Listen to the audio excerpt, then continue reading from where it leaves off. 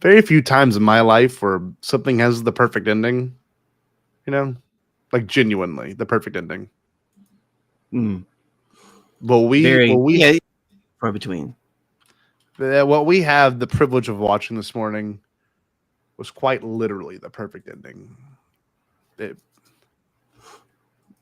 they couldn't have done it better.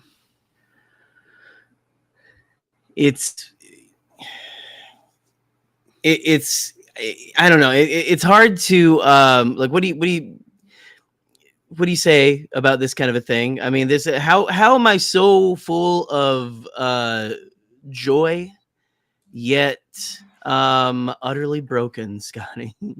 It's like unbelievable. I Yeah. just, uh, there's very few times where like Star Wars actually ends super happy, you know, and without some sacrifice. And of course, this show is nothing but the sacrifice of other people, and it was great. Mm.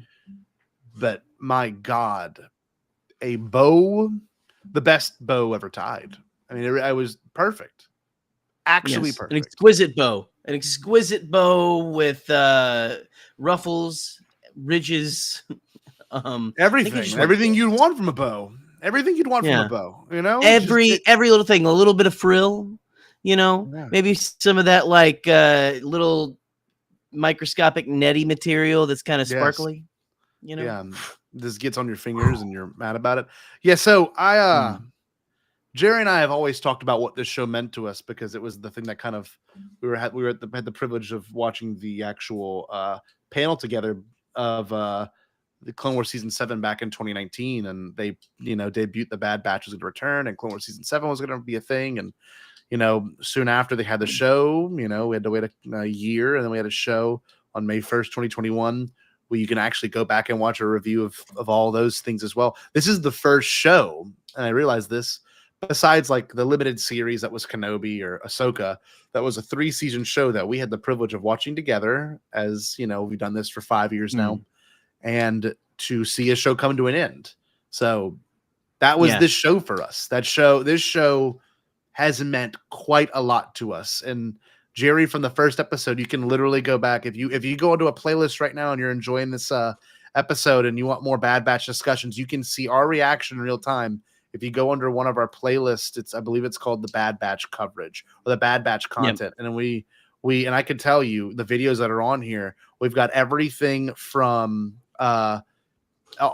we have the season 1 recap where we talked about it for 2 hours. We talked about all of season 2 and all of season 3, every individual episode. And every time we've watched the show, it's perfect. It's perfect. And we got people Yeah. in the chat right here. Ray has never looked so good in animation. I agree. Savage Oppress Enjoyer. And of course, such a beautiful episode in every way. It was. I have never Star Wars has been amazing under Disney's acquisition, and I've loved every second of it. Honest to God. This though has been absolute peak. Genuine the Bad Batch. This is perfect. This is perfect. Jerry, what are your thoughts? How do you feel about this? So the Bad Batch has constantly just absolutely smushed into my face all the feelings that one gets being this show inadvertently is a show about fathers and daughters as much as it is about like brothers and sisters and things like that. Like there is a parental relationship. And as someone who I'm a father, I have a little girl. Just watching Omega kind of make her way through this and grow as the series grew, and to get the ending that we got, frankly it was a personal attack, and I am I will be sending my grievances to Jen and the rest of the directors, writers, animators. Damn you, Kiners! For this was the best the music was. I feel like this season for me, the music stuck out the most here. From the Lucasfilm credits, right to excuse me, from the title cards all the way to the credits. So it's perfect. It was Disney-esque. Yeah. Jerry and I took some time and watched the last like 15 minutes of the episode together, and we wanted to get a good cry in before we went live because this show does mean a lot Yeah. to us. You know, Jerry is You the guys dad of a caught little us girl. post-cry. You guys Post-cry. caught us post-cry for sure. And So to watch Jerry experience this has been a personal it's been pretty awesome for me to have you understand this from the first episode or second episode when Omega sees dirt for the first time. Literally, that was a that revelation set you off for me. She's like, "What is this?" That was just Dirt. the inquisitive, how they captured perfectly. And again, kudos to the animators, to the writers, to Michelle Ang, who did a beautiful performance, as a beautiful vocal performance as Omega. They just absolutely captured a real child. Omega feels so three-dimensional. It's insane. I mean, the details are just amazing. And just, you know, I mean, listen, we're just beginning in the feels portion. Yeah. So I think I started sobbing this morning when, I mean, you know, I kind of like, you get your little fist pump when they take down the mean lady who was watching the kids. Oh yeah, like Emery's number 2 or whatever, or she was one of the other doctors in charge. But just, man, when they get to the other clones, when Omega and Echo get there and release all of them, and they're saying, look, you guys deserve your freedom. You deserve to get out of here. You don't owe us anything, but we need your help if you're willing to stand with us. And just all of them that are like, I mean, it's very like, you have my sword, my bow, my axe, whatever. Yeah. But just like to have I'll stand with you. I will. Yeah, me too. Just like, was Hauser, right? Yes, it was. Yes. Okay. So again, just such a cool little another new clone that we've gotten from this show. Kinders is greater than the John Williams. It's a bold take, but it's a bold take. But they are spiritual successors. They're spiritual successors as far as I'm concerned. Yeah. Cheers to the Kinders. And they're beautiful. There was a moment of the music, right? At the end, they play the clone theme that's been around since the beginning of Clone Wars. Yeah. The banana, but it's done in a beautiful, just like happy ending sort of way that it's the most beautiful that it's ever been played. Oh, 100%. But you know, you keep crying throughout the episode. The parts again that really hit me, it's, you know, I mean, man, the trust of Hunter and yes, yeah, the trust of Hunter and Crosshair and Omega. They trust each other. They know exactly what to do. But man, when you have that ending where we were saying it, you think it's the ending shot, it's the Star Wars shot you were saying, where they're sitting there. What gets me is when they're done talking right before Wrecker and Crosshair come and sit by them.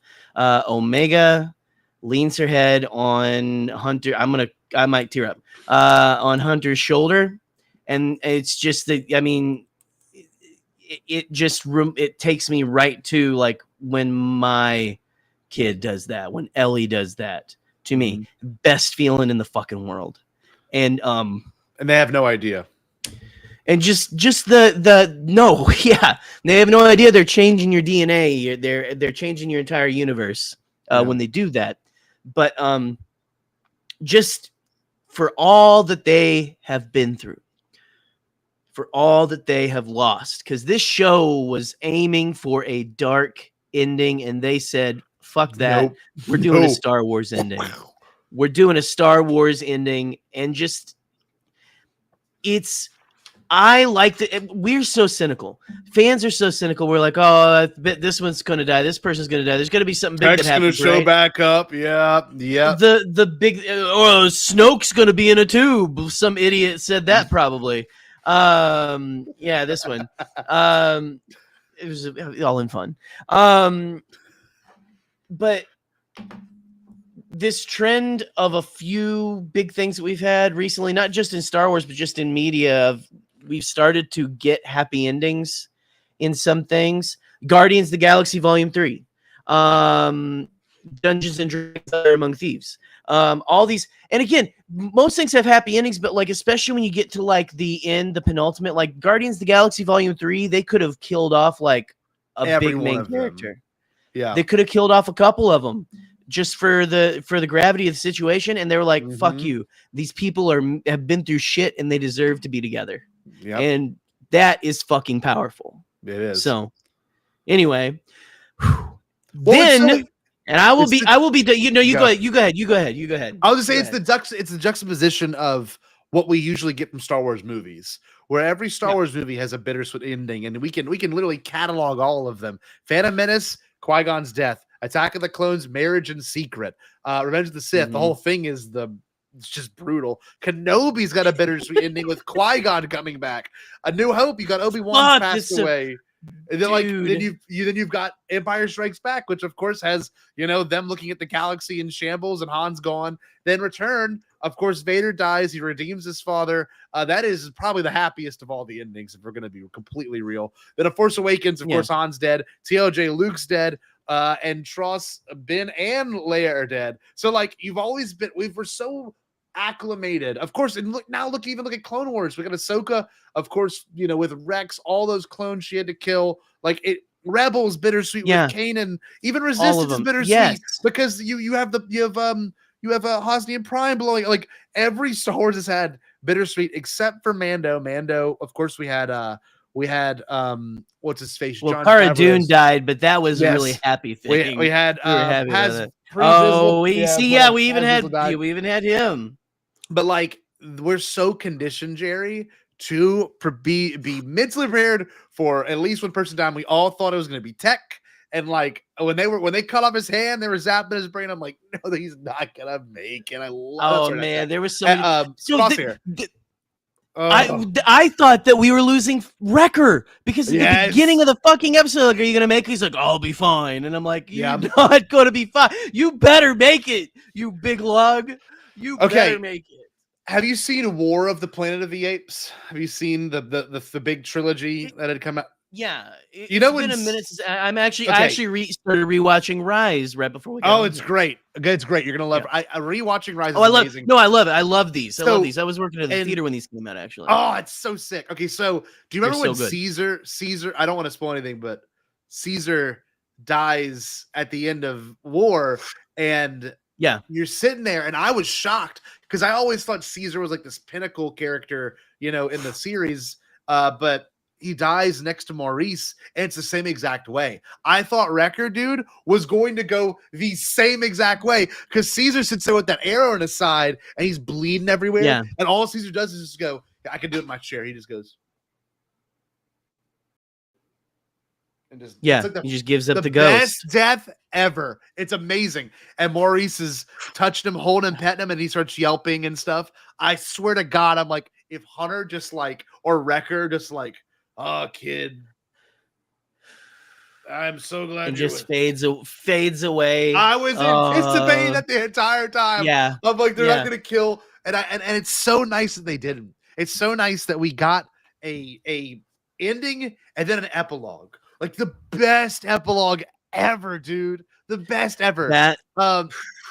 Before we get to the epilogue, because we're gonna. I was gonna say we gotta be careful because I got more dad talk when we get to the epilogue. Real quick, Brennan. You just said Brennan says he just watched the dirt scene we were talking about. Oh my God! It's beautiful. It's magical. It's it perfectly encapsulates the wonder of a child without like pandering or making it seem too kiddie. It's like it's that sweet spot. It's perfect. It's perfect. Real. And so anyway, but yeah, no, God, we haven't even talked about all the like. I don't know what you want to talk about next, but like we haven't talked about like the Zillow Beast. Kind of was just like that was it. Yeah, just escaping. We just pop him out. He escapes. He's like, I'm out of here. See you guys. Whatever. This Rex shit causes the best distraction the Bad Batch has ever had. Rex house, and I love like how untouchable he is. Everyone's trying to fire at him. Yeah. He's like, he eats the one while knocking the other one, and it's got the. I think I figured out though. You know they're talking about with the new Wilhelm scream. It's that one. The that's it. Okay, I think that's it. Maybe we've discovered that already. I don't know. Have we already discovered that's the new one? Well, there's a secret George one. Is that the one that's George's voice or something? That everyone's like, oh, we've been. I don't know. George. It is very froggy. Oh, it might be George. Anyway, it sounds almost like someone stepped on an Ewok or something. I don't know. I just love that the Bad Batch amidst chaos can still find a way to like finesse the situation into being their benefit. You know, it always benefits them, and that's the coolest thing in the world to me. Like the fact that they are never limited by the scenario they're in. I don't know. The Hunt. Hello, Hunt. It's beautiful. What's up, Hunt? Yeah. No.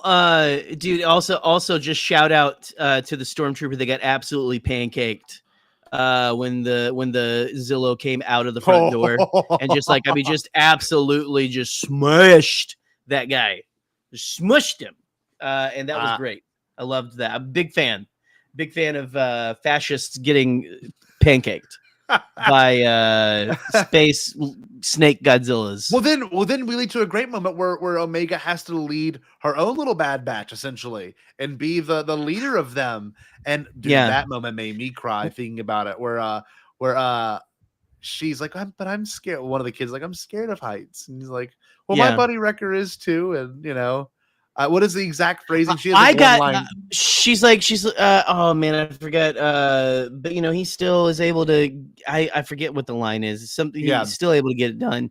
But what she ends up saying is like, let's just focus on what's ahead and not what's below. Yes. And I will say the height of that ladder, I would have been I'm good. I'm just gonna jump in this pool of electrified water. You kids, good luck. I love you. I'm not that. No, that's not OSHA safe. There is no OSHA in Star Wars. But yeah, no, that part, all the interactions with the kids were great. They were beautiful. It was wonderful. Just like them, dude. It's all fist pumping stuff for that. Cause it's like the kids are like, you know, reprogramming the droid to knock the lady out. It's amazing.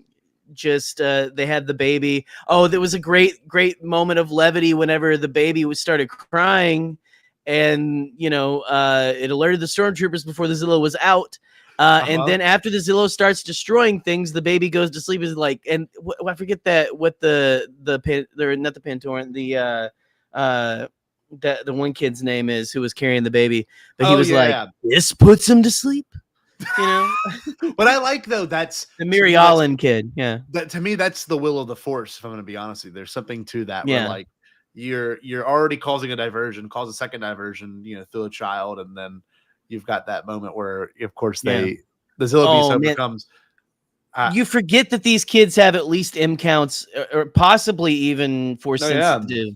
You know, I've already seen people on Twitter talking about whether these are going to be in any Jedi movies coming out. Funny enough, Jaden Stanley, I met him at Celebration 2019. So just finished the show. What a great ending. Now I'm just excited to see what they do with Omega. But crazy theory, what if she's one of the future Rogue Squadron live action movie pilots? Either way, hope to see her again as a rebellion. Look, I don't know if that movie's going to end up happening, but I can tell you this much. If she showed back up in something, that'd be badass. And I mean, you got to think.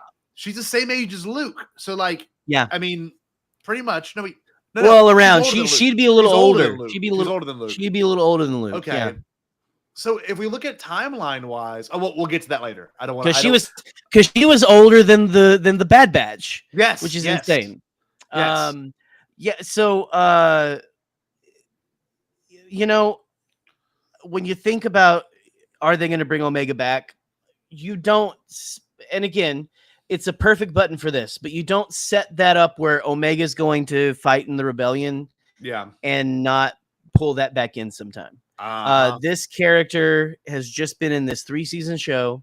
We are not, and it's Star Wars. So of course we're not done with these main characters, but we are absolutely, again, it's a small galaxy. We're going to see Omega again. We're going to see her again. And it's not a bad thing that it's a small galaxy, because I like these characters. Yes, of course. And I think it's important too to, like, you know, there was death in this episode. We can acknowledge that real quick too. We've gotten a couple of main bad guys, and even a couple of good guys pass away in this episode. So for the example we can note here, of course, is Rampart. Great selfish Imperial motive. Right? Man. I love it. Like so just the whole arc with them is great, where he joined, like, you think he's gonna, like, be like I was thinking he was gonna end up being like a I'm thinking more Callus, like a Callus, or wasn't there like someone from Rogue, or like a Bodhi Rook or stuff? Yeah, less of a Bodhi Rook, more of a Callus, maybe less of a Callus and more of a way, like, very like grumpy rebel officer or something someday, and just Nope. No, he got greedy. He was trying to get his position back, and Nala Se said, "Nala, see you later." Not a chance. Not a chance. No, I thought it was so cool. Not a chance, baby. You did get two sides of a story where, like, not every bad guy will become a good guy, and not every good guy will become a bad guy. Like with Nala Se, like, you know, Nala Se's entire goal was to save Omega. And the entire time in those first 2 seasons, you're like, I don't trust her. Why is she here? The only Kaminoan left, you know? Even in the Clone Wars, she knows about, she's helping Palpatine with the fucking chips. Yes. And stuff, you know? So you're watching that and you're going, like, ain't no way. She's more out to avenge her people, right? She's like, you're not going to have this Kaminoan technology. You're not going to have my research. It belongs to the Kaminoans. And then she's holding just oh man, so good. Just holding the trigger, and because she probably knew, like, she knew she wasn't walking out of that. No, and just that he's like just the fact that I thought she was just going to let it go, but when he shoots her and she lets it go, and just like there's like a moment where he utters one little like a what or something, and it's just absolutely destroys him. And again, what am I? Okay, never mind. I will relish in a fascist death, because he was again, like, he got burned by the Empire, but he was still ride or die. Well, that's what he wanted to find someone. Well, he was out for himself. Yes. He wanted to find a way to get back in, and of course, trump Hemlock. And that's not always the case, you know. And honestly, it's something we see politicians do.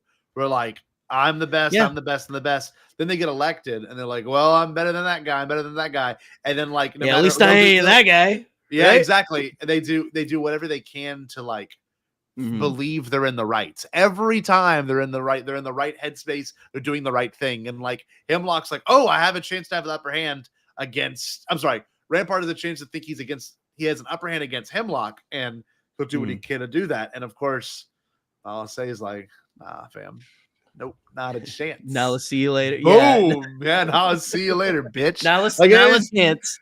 It's just so great, right? And of course, you know, throughout this, you've got the CX troopers, which, I mean, we were all terrified that one guy was a badass, but, like, you had all the other CX troopers that are, like, you know, had swords and stuff, some sort of weird, like, lightsaber thing. Yeah.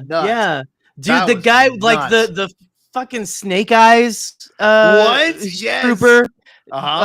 Which, like, that it's like Snake Eyes from G.I. Joe is exactly what that guy was. That's what that guy was. Like, and just, he was terrifying. That was the most terrifying one. There was the one with the light up knuckles who didn't really do much. I think he threw his knuckles at them, and that's what wrapped around or something. There was Spear Guy. These are the new Knights of Ren. These are the clones of Ren. Dude. These are what But these funny, are.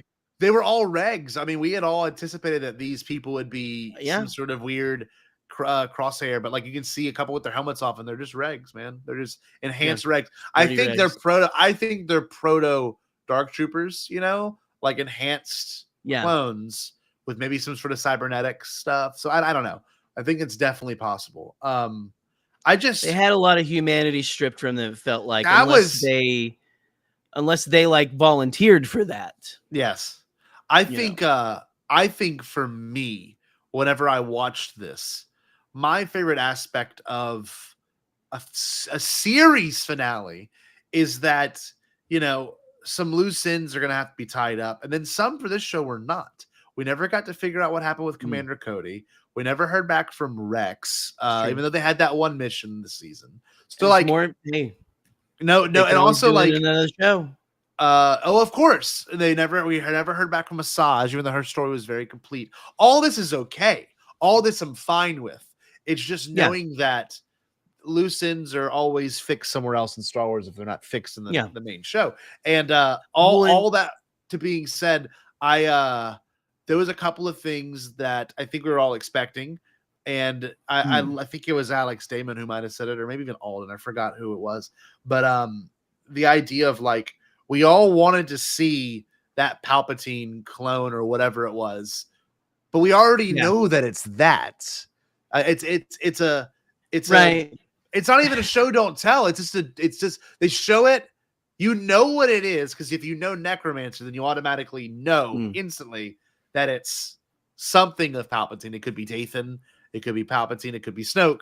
But we don't have to have that answer. And you never know. That may be a really cool way to make Snoke. Maybe Snoke was abandoned there, and that's how we get Snoke. And you never know. But I want to see the clone. I want to know where the clone's at. He might still I want to know where the clone's at. All they said that they were going to defund. I just want to see it. Can I just see it? They're going to defund. They're going to defund Mount Tantus, and that's all we know. It doesn't mean they're going to turn the power off. That could be Snoke. They could have literally set up Snoke there, which is not the point of this show.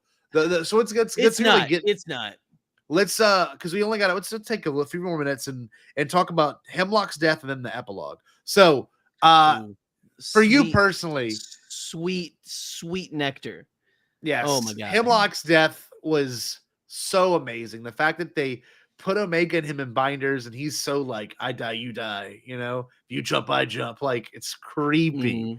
It's creepy how dedicated he is to having the cells in that little girl. You know. Yeah, he's so calm and collected the whole time, and then like we see ultimately, like most men like him, even in real life, just an absolute sniveling coward. In the end, just absolutely like willing to take a child to the grave and everything. Man, I don't think we fully counted, but the amount of shots that they kept peppering Hemlock's chest with when he was separated from Omega was satisfying. So very satisfying. Oh, you said it best. They shot him enough times for him to literally fall off the edge. To fall off the edge. Amen. Amen. That's how I felt whenever he was getting absolutely wasted with laser bolts. That's how I felt watching that man die. Was sweet Jesus. Yes, Lord. God. Yes. It's funny. It's better than Gideon's death, too, because I always Gideon, honestly, like, Hemlock makes a lot of Star Wars villains look like a bitch, man. Like, Hemlock is he is a evil dude. He is a straight he's an evil, vile, evil dude. But like even like Gideon's death, Tarkin's death, like everyone's death, like they all get what they need. They all get blown up. Yeah, but man, Hemlock was shot in the chest. Rampart blew up with blood everywhere. Like he probably like, can you imagine if they showed every gory detail of because it hit right by his foot. So he was he was just like atomized. Yeah. Like, but also there was all the blood samples. Rampart was a paste. Rampart Yes. was a paste Yep. at the end of that. But no, just like let's just real quick right back to Hemlock, because the way that they did not stop shooting till he was no longer in sight of them.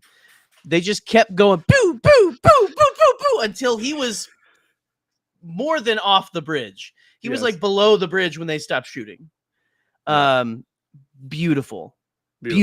Well done. I can have another. Gonna see it again. I want to watch it again. I want to watch that guy die again. I want to watch it. Yeah, I want to watch him die. I want to see the clone. But it was the execution too.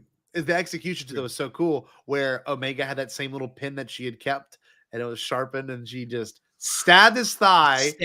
He reaches up. So good.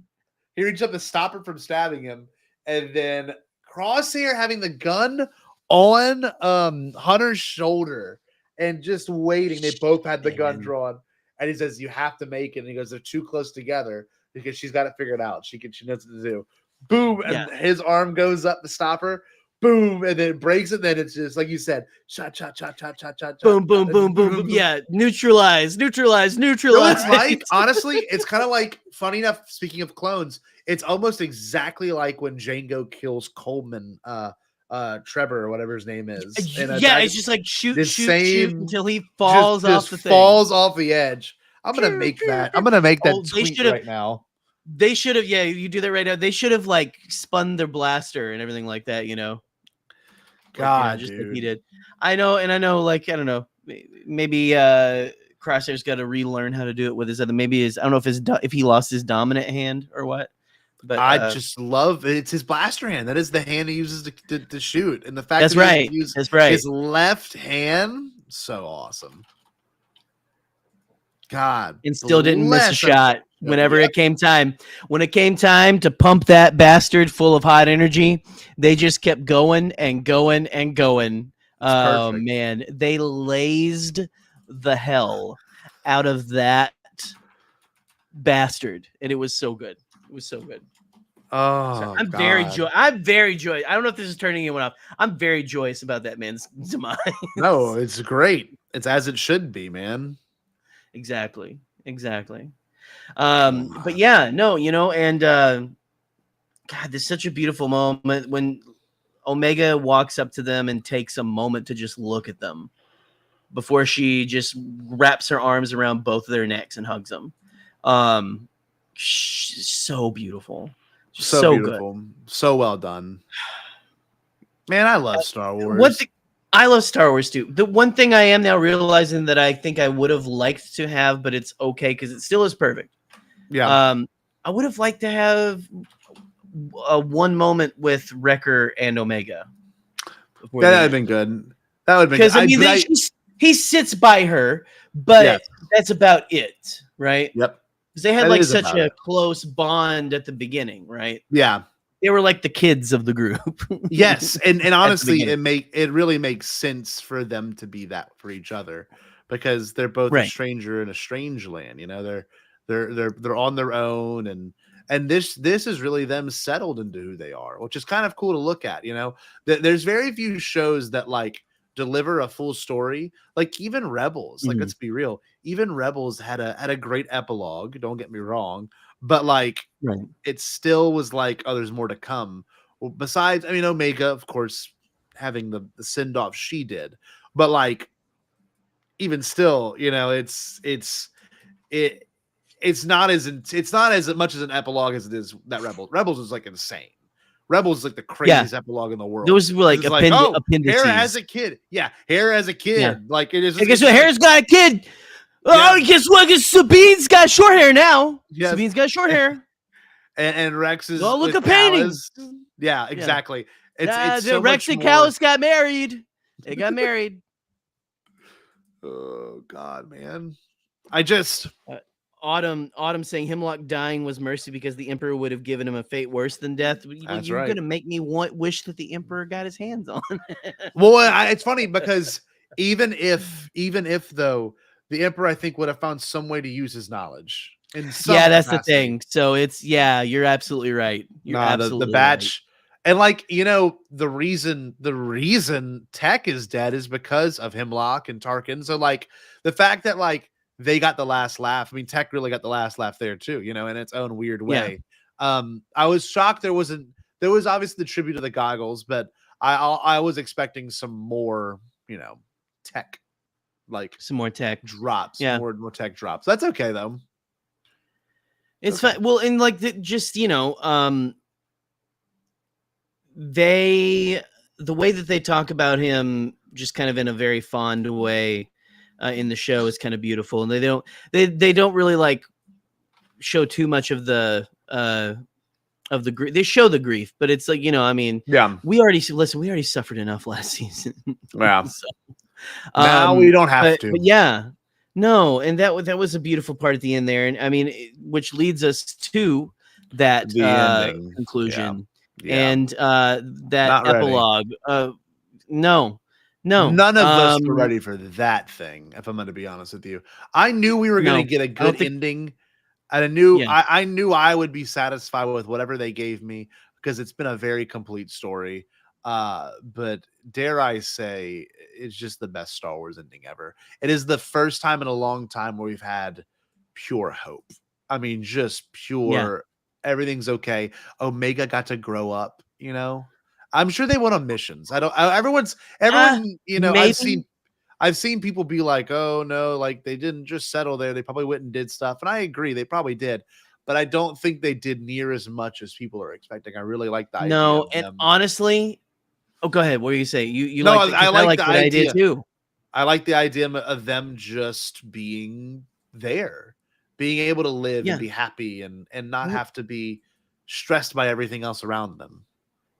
The fact that you have Hunter say the line, and even Echo and Emery are talking about this, at the beginning, or at the beginning of that scene, or the scene right before the one we were talking about. Talking about what the clones are going to do, and like, well, they get to choose now. And when you think about how important for these characters specifically, for the clones to have a choice, beings who were created for a purpose that they didn't get a say in. No, they were just taught from birth. You are a warrior. You were in an army, and you are going to fight wars for us. That's your job, and that's your entire existence, and that's all we need you for, is that. And to have all those years, their entire lives, and then now, like, we get to choose. And Omega saying, like, well, like, what are we going to be? What does that mean? Like, whatever we want to be, and that was so beautiful. So beautiful. Just to, I mean, there's a lot of really awful shit going on in our real world right now. There's awful shit going on in the Star Wars universe at that time, right? The Empire is like is at its height.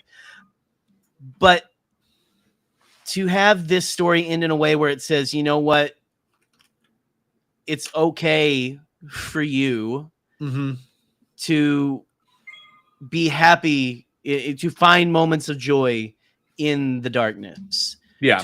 It's okay to, choose your family and things like Yeah, that. of course. Yeah. And it was just such a cool, just powerful theme. It was. And I will say one thing to that. I love that Echo and Emery go back to help Rex on Pantora. Yeah. Like, love it. That's amazing. Emery wanted to help out any way she can. Yes. Like, she owes them that, and the fact that we have a female clone, and I think everyone on their bingo cards thought we would get a bunch of Boba Fett stuff from this show. That's not this show. You have a whole show called The Book of Boba Fett you can go watch. By the way, I don't know if you knew that, but like, there's all there. There's funny predictions that people were expecting that never came to fruition, and I don't think any of us was expecting an epilogue. I was certainly. I thought when they ended on the Star Wars shot, everyone's sitting back by that tree. Of course, so I saw someone argue this, and I don't necessarily agree with it. But everyone's like, well, how would the Empire not know they're on Pabu? They've been there before. But it was Hemlock who made that decision, and the CX droid that made the decision. Yeah, those kind of things get all that was erased. I think all of that and I mean, didn't matter. they didn't care at the time. They're like, No. okay, this is Where they're at. so we're gonna go over Yeah. here and we're going Yep. to we're gonna work on the Death Star now. Yeah. So who cares? It's just So- we don't. They're not a threat to the Empire. No. The Empire at this time, you got to remember, Palpatine's like, I won. He's not worried about. I mean, he is worried because he makes plans and plans and plans, but he's Mhm. not like hunting like non-Jedi people Yes. at this Yes. time. Yes. Like he is like, I got the power. I don't really give a shit what those Yes. clones are doing. They're over there. They're not bothering anything. Okay, Yeah. fine, leave them there. I don't Yeah. care. Yeah. I do not care. Besides, they weren't important to him. I No. mean, Omega was close to being important, but at the same time, like now all of that research is gone. So what's the point, you know? Yeah, exactly. It's got Project other Stardust or bust, Project Stardust or bust, or not just Project Stardust or bust. It's also the Inquisitors. Like that's his other step Yeah. too. I must kill all the Jedi. That has to happen. The clones were a problem, but how poetic is it, Jerry, to really reflect on this for just 2 seconds before we get to our epilogue? The fact that the clones, which were solely made to fight the war, were the ones that screwed him in the end of denying him like a true second life where he could then rule again, is so cool, so Star Wars. It's these things that he made in secret are the things that ended up secretly, ending the people he used as a tool to defeat the only people standing between him and power. Yes. The Jedi. So, and the idea of him just being able to create an army that ends up destroying him is just so cool. And like, no one was expecting a dyad in that capacity in The Rise of Skywalker. Yeah. He wasn't even expecting it. A force greater than, the life itself. Like, I love Palpatine's not omniscient, right? No, he's not. He's just he's a guy who I almost said he's a smart guy, and he is technically, but he uses it for really bad stuff. Exactly. He's just a guy who has plans on plans on plans. Yep. Right. And so. little did we know that, of course, a clone, and this is a cool idea. I talked to Troy, my cousin, about this in the epilogue, and I'll go ahead to reveal it. In the epilogue, we see that Omega ends up wanting to fight for the rebellion, and the idea that there's a clone of Boba Fett or a clone in general that is, still young and still can fight. Besides, of course, Rex and Wolf and what's the other one? Gregor. The fact that we have a young clone, and no one has to know that. And she's fighting for the rebellion is one of the coolest things ever. The battle of any of those battles we've watched, the Battle of Endor, hell, maybe even the Battle of Yavin. We don't know when it takes place. Right. Well, it's the way she talks, cool. it almost feels like it's after the Death Star is blown up. That's what I'm assuming in A New too. Hope. It feels like that. It feels like it's in that period right before Empire. But again, we don't know. But yeah, it's such a cool thought just to think of Omega being there, working with probably working with Luke and Han and Leia. Like Luke was big. He was a pilot at the beginning. Oh yeah. That was his thing when he was still learning everything, and so just it's the possibilities are really cool. Oh yeah. Emotionally, what was it for you? Because for me, emotionally, it was like nothing I was expecting emotionally. I wasn't expecting a dad sending his kid off to college ending with the old dog. The old bachelor is what's sitting my ass over the edge, Jerry. Yeah. I was like, oh my God, even the dog. Because like Omega now, if you reflect on it, has had a childhood. She was able to, even it was tumultuous. Which Camino story. It was important. Yes. She got to be a kid on Pabu. She got to be a teenager. Hopefully she went to a school dance or some shit. Like, that is so cool to know that she got to grow up in safety around people that did not have to get involved with the greater rebellion. You didn't have Rex knocking on their door. They fought their battle. They did what they had to do. Yeah. Now they can rest. It's just. Yeah. And I really do. And again, like people say like, oh, they could have gone. Yes, they could have gone. And maybe they did. But again, like we were saying, just like I think Rex, of all people too, would have honored their "we've fought enough," Yeah. kind of a thing. And I mean, even Rex at the point we see him in Rebels, which was probably around this time or a little after, Yeah. is like, like we're too old. We're out of it. We're just hiding out here. We're retired. We catch giant Jupers. But yeah, man. So the dog got it for you, and what was getting me was the show reminding me that my daughter is gonna grow up. No. And that she's gonna suck. Well, no, I mean, like you hope for it's what's gonna like. What sucks is if it would suck if like I let her childhood roll by and like Sure. Yes, you like, weren't there. like I wasn't as involved with it or something Yeah. like that. But to have your child have a childhood and then become just this brave, responsible adult who wants to go off and do important things, it just made me really reflect on how I am parenting right now and what I want to do in the future and how I want to be. And I want to be a hunter, I want to be the, hey, I knew you were going to be here and stuff, but just say goodbye kind of a thing, Yeah. Like we're fine with you doing what you need to do because you can handle yourself and stuff. And just the parts that got me were when she's like, I'm not a kid anymore. You don't have to worry about me. When he goes, you're our kid. That shit, man. That real tears again. And then everything's kind of starting to dry up and everything. The hug got me again.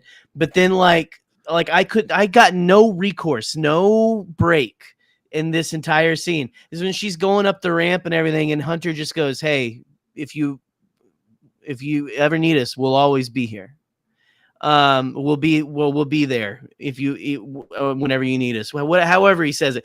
Basically the whole thing, like what you want your kid to know, like, look, yes, you're going to do your own thing. You're an adult now, but I'm always going to be here because I love you.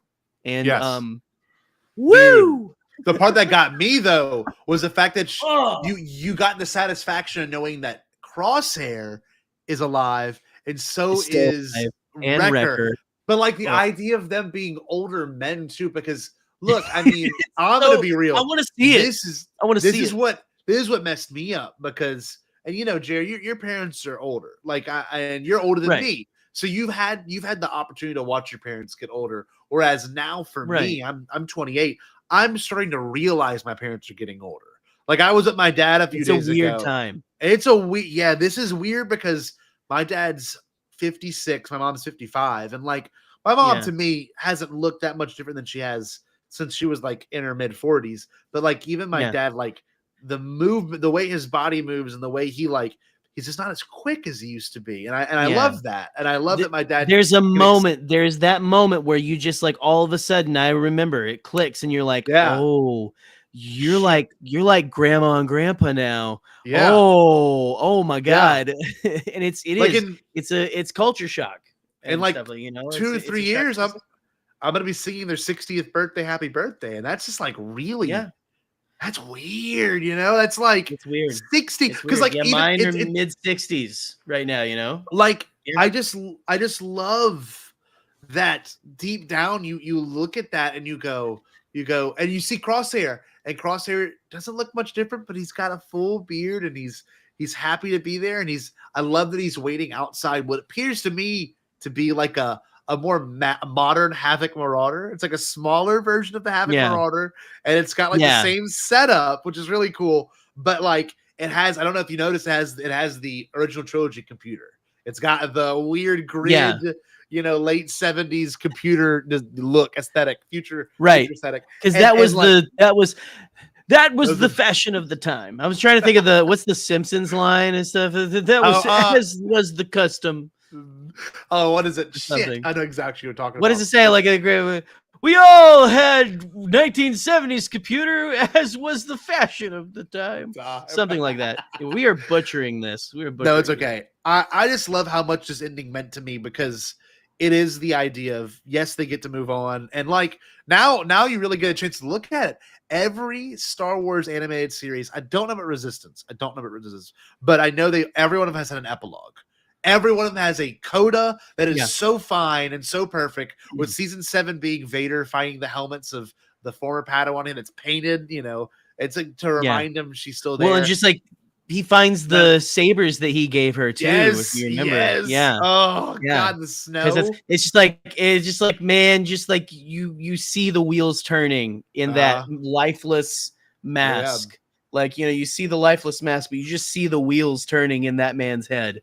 Oh man, incredible. But this, just to like have, and she's got Gonky with her and stuff like that, Can you put a Gonk droid in a astromech socket of an X-wing or something? We'll find out. Because that'd be pretty rad. That'd be pretty cool rad. Shit. Or maybe fly in the bigger ships and stuff like like we never know. Man.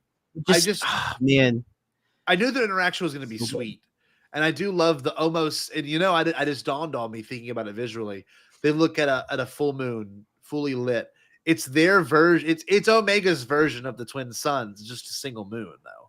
It's the moon, It's the idea for those that don't know deep mythology. Look, I got my book right here. The moon represents the snake that sheds its skin every month. It's a different cycle, right? And so like you have the moon being the visual representation of like Omega's growth. This is her twin suns. The moon is the reflection of the sun. So like you have her twin sun of her stepping in through the precipice. She's crossing the threshold into being her own person. No longer is she have to be a member of the Bad Batch. And like they said, you're our kid. I just God, I love talking this shit. I'm so sad. Once we hang up, once this is over, no more Bad Batch talks, man. It sucks. Yeah, it sucks. Well, I mean, it will come up in conversation, but no, it does. It sucks. It does suck. Also, I want to see the clone, but no,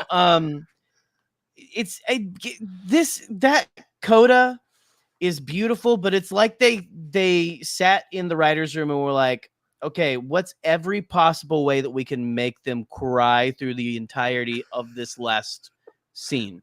Yeah. Right. Yeah. Like because again, like you get all the things we've already talked about. The cherry on top being as she's getting into like blast off, get out of there. Why I just thought of Jimmy Neutron. Got a blast. You got Tech's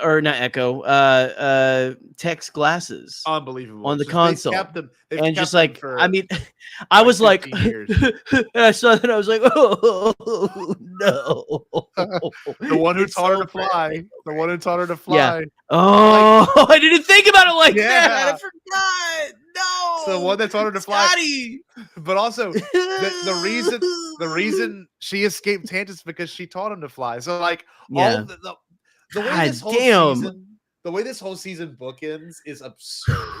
They're stuck on Tantus. They have to go back to Tantus. Like this is truly peak Star Wars storytelling. And like, we really are very positive peak creators that observe Star Wars and enjoy Star Wars. But you'd be a fool to watch this and go, it could have been better. There's nothing you can watch about this to me. And there's some things you can improve, but like, you couldn't have done it better. Sorry, you're not writing the Bad Batch. You're stupid. You're watching this. So like, you're like you couldn't have done it better. I don't care what everyone has their thoughts like, oh, well, they should have. No, I know. I hear there's some up and coming directors that are very, very excited to get started on some of these Star Wars projects. Yes. But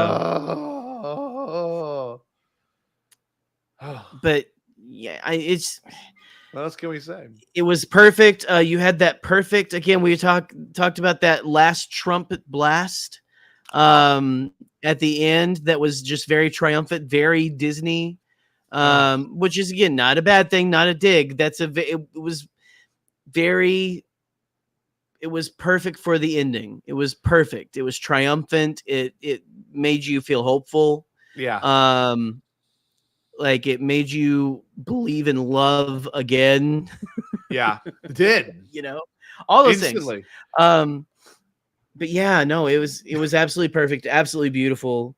Scotty, I don't know if you want to We got a question from Autumn in the chat here. Do you have any Echo theories for why he doesn't show up in Rebels with Rex? Do you have any theories about that? See, the more I like try to find a way to like thread everyone back into the overarching narrative, I can't. Like, I don't. As much as I want to theorize right now, and there will be answers. There's always answers, but like, Yeah. I don't know if Echo needs to. Okay, we know this. We know Rex was looking for former clones. He may have completed that mission. He may have completed that mission. And so that's why they're going to Pantora. Or they just got too old to look for anybody else. They were like, well, everyone's probably settled by this time. We've saved a lot of people. So, Yeah. And if they're not, they're probably dead. And that's just something you have to come to terms with. But Echo not showing up in a greater narrative is obviously, if we're going to be completely frank here, none of this is really planned out. So like, that's really the reason why. You know what I mean? Like, really, he could pop into something down the road. And so that's a. I don't think they knew that they wanted to. Well, when Rebels came out, we didn't know that Echo Rex survived.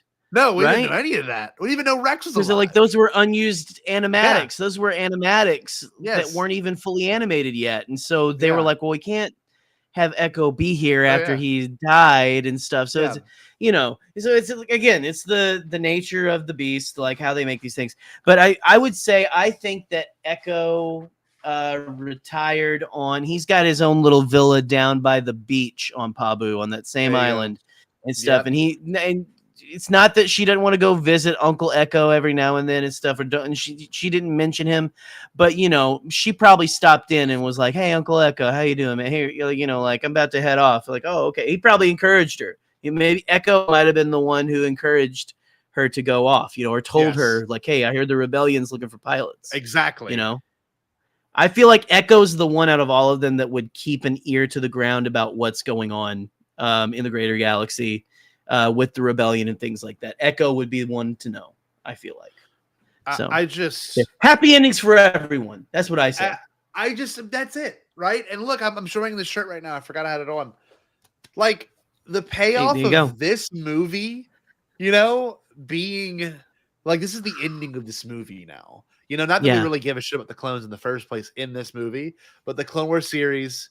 The Bad Batch, like that. It's like a weird 3-part story. It is of these characters. It makes you care, but the Clone Wars made you care about the clones and everything. Like, aside from that, they were also Boba Fett. That's what it made it. That's what it did for us. And so, but yeah, I love you. It's a beautiful story. I love you too. We love everyone in the chat as well. Thank you for joining. Thank you. Yeah, thank you guys for putting up with our shenanigans, all this kind of stuff. But yeah, no, listen, Bad Batch is done. We're done with Bad Batch. That's the bittersweet part, is we're done with it. It's done now. The mission is finished. And we don't know the next animated show besides Tales of the Empire, which is something else we have to come to terms with. And funny enough, I mean, let's be real. This week's already been a crazy week for Star Wars fans in general, and it's going to get crazier with a couple of things coming up. I'll say it again, Podathon. Make sure you go donate to Make-A-Wish. Go donate. Donate to Podathon. We've got Acolyte footage. Apparently, it's 3 minutes with some trailers and some other stuff after the Phantom Menace ends in theaters. Of course, you're all seeing that, hopefully. We've also got, on top of that, Tales of the Empire, another thing. I am in good, how do I say this? Make sure your phone notifications is on. Just make sure your notifications are on Saturday. That's all I'm going to say. We're not doing anything crazy. I don't think we are. No. But something will happen. So just make sure you're aware. So we've got that. Elder Pug, what's up, Troy?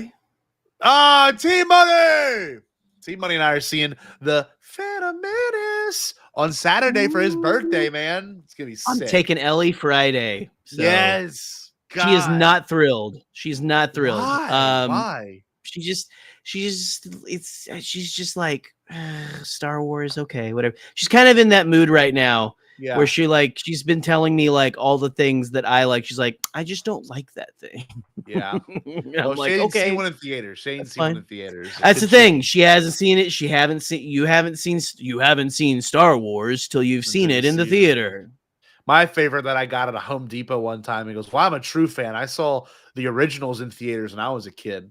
I was like, you I'm mean like, you mean that the inspiration for one of our T-shirts is Yes. probably gone and defunct Yes. now? The written The, again, inspired by one Michael McCoy, burning with celibate rage. Rage. That man. Show me a picture of someone in a Boba Fett cosplay, and he was like, "Bet you haven't met Boba Fett before." I'm like, "What is happening right now?"